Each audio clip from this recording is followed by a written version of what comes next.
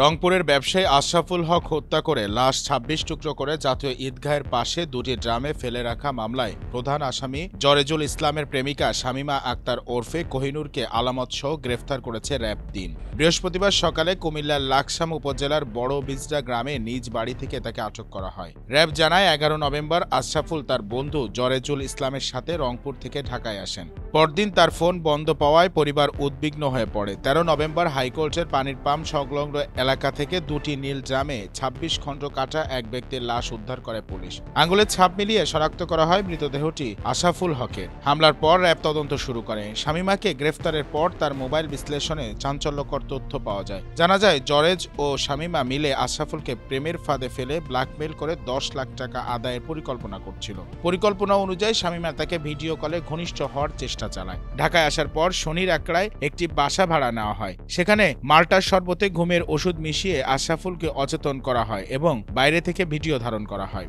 ১২ November দুপুরে আশরাফুল পুরোপুরি অচেতন হলে জরেজ হাতুড়ি দিয়ে এলোপাতাড়ি আঘাত করে তাকে হত্যা করে। পরদিন সকালে চাপাতি দিয়ে লাশ ২৬ টুকরা করে দুটি ড্রামে ভরে ফেলে হাইকোর্ট এলাকার কাছে ফেলে যায়। পরে দুজন আলাদা পথে পালিয়ে যায়। শামীমার দেওয়া তথ্য থেকে র্যাব শনির আকড়া এলাকা থেকে রক্তমাখা পাঞ্জাবি, পায়জামা, দড়ি, কস্টেপ সহ গুরুত্বপূর্ণ আলামত উদ্ধার করে। গ্রেফতারকৃত শামীমাকে শাহবাগ থানায় হস্তান্তর করা হয়েছে। মূল আসামি জরেজকে ধরতে অভিযান চলছে।